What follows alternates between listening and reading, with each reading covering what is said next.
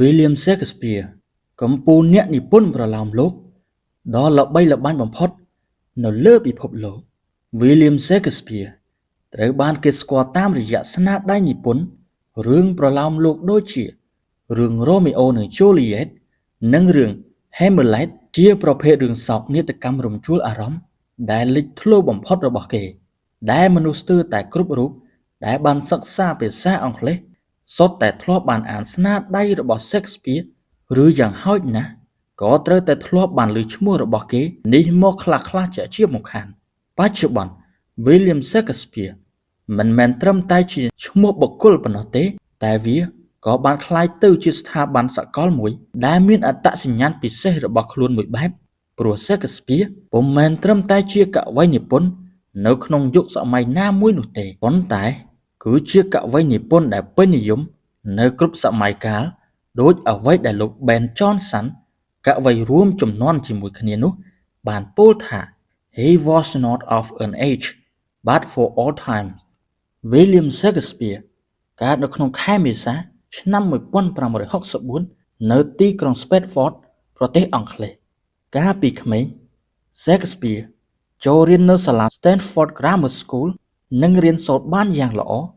ព្រោះគ្រូបង្រៀននៅទីនោះភាគច្រើនសុទ្ធតែបានបញ្ចប់ការសិក្សាមកពីសាលា Oxford និងមានប្រាក់ខែខ្ពស់ជាងបណ្ដាគ្រូនៅសាលារៀនផ្សេងៗក្នុងកម្រិតថ្នាក់សិក្សាដូចគ្នានេះដែលជាប្រការម្យ៉ាងអាចឲ្យគេសន្និដ្ឋានថាសាលារៀននេះបានបណ្ដុះមូលដ្ឋានគ្រឹះផ្នែកចំណេះដឹងយ៉ាងជ្រៅជ្រះដល់ Shakespeare លុះដល់អាយុ18ឆ្នាំគេបានរៀបការជាមួយនឹង Anne Hathaway មានកូនចំនួន4នាក់ក្រោយពីឆ្នាំ1585មកពុំមានភស្តុតាងអ្វីបញ្ជាក់អំពីដំណើរជីវិតរបស់ Shakespeare ឡើយរហូតមកដល់ឆ្នាំ1592ទើបមានគេលេចឮពាក្យចចាមអារ៉ាមថា Shakespeare មានចំណេះវិជ្ជាសមល្មមអាចធ្វើជាសាស្ត្រាចារ្យបានព្រោះតាមរយៈស្នាដៃនិពន្ធដំបូងរបស់គេសុទ្ធតែបានបង្ហាញអំពីចំណេះដឹងបែប Classic ជាបន្តបន្ទាប់មានមតិខ្លះយល់ថា Shakespeare ត្រូវមករៀនផ្នែកជំនួញទេប៉ុន្តែដោយគេមិនចូលចិត្តទើបបែរទៅជាចាប់អាជីពជាអ្នកនិពន្ធប្រលោមលោកទៅវិញការឈានចូលទៅក្នុងវិស័យល្ខោនរហូតមកទល់ពេលនេះនៅពុំទាន់មានអ្នកណាម្នាក់ដឹងថាតើ Shakespeare ផ្ដើមចូលមកក្នុងឆាកល្ខោនដោយរបៀបណានោះឡើយគេអាចនឹងចូលរួមនៅក្នុងក្រុមល្ខោនចល័តហើយឈានចូលមកសម្ដែងនៅទីក្រុង Stanford ឬមួយ Shakespeare អាចជាអ្នកជួយប្រាប់ឃ្លាប្រយោគរបស់តួល្ខោនជាមុនព្រោះក្មេងជនបទដូចជារូបគេនេះត្រូវតែចាប់ផ្ដើមពីឋានៈតូចតាចជាមុនតែទោះបីជាយ៉ាងណាក៏ដោយ Shakespeare ចាប់ផ្ដើមមានឈ្មោះបោះសម្លេងនិងបានក្លាយជាតួសម្ដែងនៅក្នុងរយៈពេលដ៏ឆាប់រហ័សមានភស្តុតាងតែមួយគត់អំពី Shakespeare និងវិស័យល្ខោននៅក្នុងកំឡុងឆ្នាំ1590សរសេរដោយ Robert Greene ជាអ្នកនិពន្ធរឿងល្ខោននៅក្នុងក្រុម University White ដែលសរសេរវាយប្រហារតួសម្ដែងដទៃដែលបោះបង់ខ្លួនឯងចោលហើយបែរទៅលើកសរសើរអ្នកនិពន្ធជើងថ្មីដូចជា Shakespeare ទៅវិញនិងថែមទាំងរិះគន់ថាអ្នកនិពន្ធម្នាក់នេះហ៊ានលុបអ្វីៗគ្រប់យ៉ាងដើម្បីបានធ្វើជាអ្នកសម្ដែងខ្លួនឯងនិងដឹកនាំរឿងតែខ្លួនឯងទៀតផងតាមភស្តុតាងនេះដែលធ្វើឲ្យគេជឿថា Shakespeare ពិតជាបានទទួលជោគជ័យនៅក្នុងវិស័យតែងនិពន្ធរឿងល្ខោននេះសមល្មមនឹងធ្វើឲ្យ Green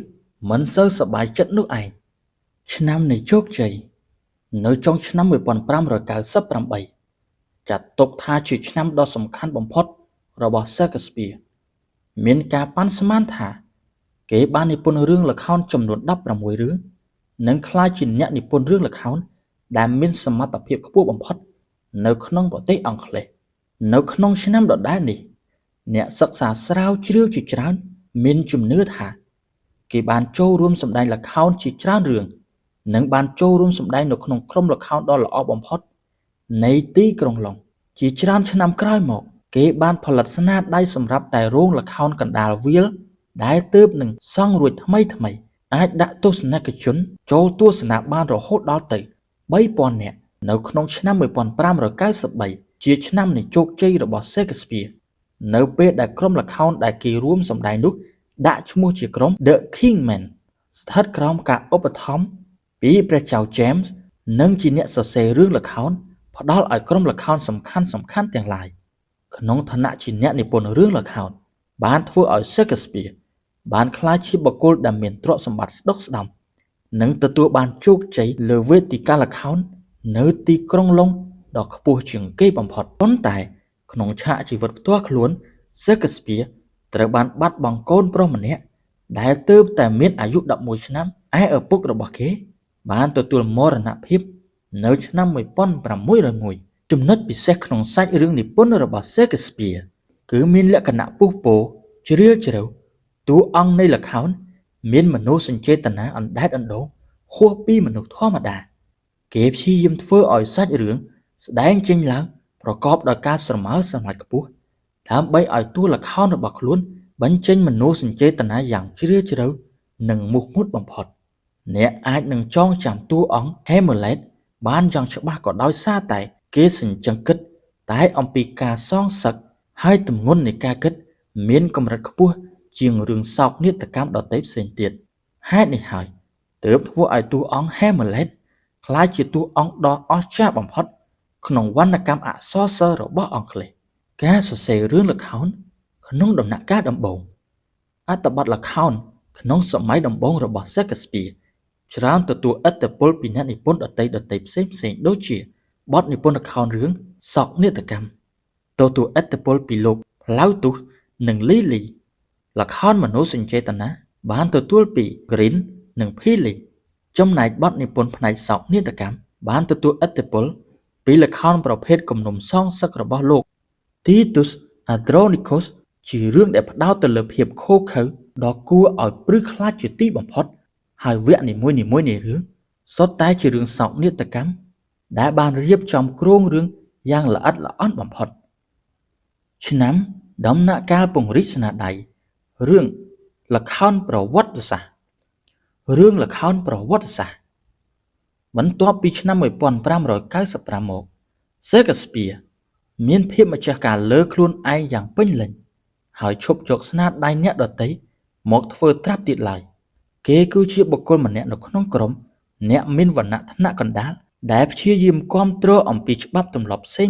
ព្រោះគេខ្លាចមានបញ្ហាចលនាផ្សេងក្នុងដំណាក់កាលនេះ Shakespeare មានសមត្ថភាពពេញលេញក្នុងការនិពន្ធអត្ថបទកំណាព្យល្អគួរឲ្យស្ងើចសរសើរអត្ថបទគ្រប់រឿងដែល Shakespeare និពន្ធក្នុងសម័យនោះបង្ហាញឲ្យឃើញពីបុគ្គលិកលក្ខណៈរបស់តួអង្គដែលមានលក្ខណៈស៊ីជម្រៅជាខ្លាំងជាពិសេសការស៊ីជម្រៅទៅលើចរិតតួអង្គដែលមានលក្ខណៈស៊ីជម្រៅទៅលើរឿងល្ខោនប្រវត្តិសាស្ត្រ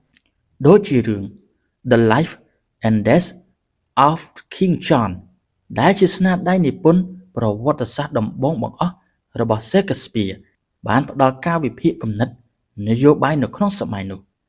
ពោលគឺនិយាយអំពីអំណាចក្នុងមុខតំណែងនិងសិទ្ធិរបស់ព្រះរាជាទំនាក់ទំនងរវាងអ្នកគ្រប់គ្រងលើផ្លូវលោកនិងអ្នកនិពន្ធគ្រប់គ្រងផ្លូវធម៌ហើយក៏បានបង្ហាញយ៉ាងច្បាស់ថា Shakespeare គាំទ្រឲ្យមានការគោរពច្បាប់និងការរក្សាឯកភាពនៃប្រទេសអង់គ្លេសក្រៅពីនោះទៀត Shakespeare បានធ្វើឲ្យរឿងប្រវត្តិសាស្ត្រមានលក្ខណៈស្របតាមរឿងពិតរបស់មនុស្សដោយមានឈុតឆាកគួរឲ្យរំជួលចិត្តជាច្រើនផងដែរឆ្នាំរឿង Hamlet ស្នាដៃសោកនាដកម្មដ៏ឆ្នើមបំផុត The Tragedy of Hamlet Prince of Denmark គឺជាស្នាដៃនិពន្ធក្នុងចំណោមរឿង4ដែលគេទទួលស្គាល់ទូទាំងពិភពលោកថាជាល្ខោនសោកនាដកម្មដែលល្អដាច់គេរបស់ Shakespeare ទាំងខាងផ្នែកកវីនិពន្ធនិងទាំងផ្នែករឿងល្ខោនបែបសោកនាដកម្មចងអាឃាតព្យាបាទដែលមានលក្ខណៈស្មុគស្មាញបំផុតដែលធ្វើឲ្យអ្នកអានអាចវាយតម្លៃនិងបកស្រាយអត្ថន័យបានច្រើនបែបច្រើនយ៉ាងអ្នកនិពន្ធដទៃផ្សេងទៀតច្រើនតែលើកបង្ហាញពីតួឯកដែលមានអត្តចរិតពុំសូវស្មុគស្មាញប៉ុន្មានទេតែមានបញ្ហាច្រើនឬបង្ហាញពីតួអង្គដែលមានបុគ្គលិកលក្ខណៈស៊ីជម្រៅប៉ុន្តែនៅក្នុងរឿង Hamlet Shakespeare បានតម្រូវឲ្យតួឯកជាបុរសម្នាក់មានបុគ្គលិកលក្ខណៈស្មុគស្មាញជាខ្លាំងនិងពោពេញទៅដោយបញ្ហាធ្ងន់ជាច្រើនរាប់ចំពោះអាចប្រហែលមកពីការមានបុគ្គលិកលក្ខណៈដ៏ច្រើនប្រភេទបែបនោះហើយទើបធ្វើឲ្យអ្នកអាន ឬអ្នកទស្សនារឿងល្ខោនមួយនេះស្ទើរគ្រប់គ្នាតែងគិតថាខ្លួនគឺជាតួអង្គ Hamlet ដូច្នោះឯងចំណុចមួយទៀតដែលលេចធ្លោនៅក្នុងរឿង Hamlet គឺការបង្ហាញពីរូបភាពឬលក្ខណៈខាងក្រៅរបស់មនុស្សដែលសម្ដែងឲ្យឃើញថាជាមនុស្សល្អប៉ុន្តែជំរឿចិត្តនៅខាងក្នុងបែរជាបង្កប់ទៅដោយភាពពឹសពុលដ៏សាហាវឃោរឃៅបំផុតទៅវិញនៅវគ្គបញ្ចប់នៃរឿងនេះគឺជាការជំរះចិត្តគំនិត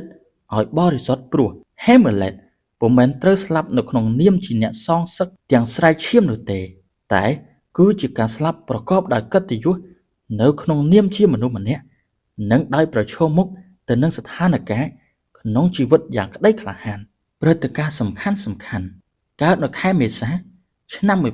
1564 នៅទីក្រុង Stratford ប្រទេសអង់គ្លេសឆ្នាំ 1572 ចូលសម្ដែងល្ខោននិងនិពន្ធបទល្ខោនឲ្យក្រុមល្ខោនក្នុងទីក្រុងឡុងក្នុងឆ្នាំ 1611 ឈប់និពន្ធរឿងហើយត្រឡប់ទៅរស់នៅទីក្រុង Stanford ទទួលអនិច្ចកម្មនៅថ្ងៃទី 23 ខែមេសា ឆ្នាំ 1616 ក្នុងជន្មាយុ 52 ឆ្នាំ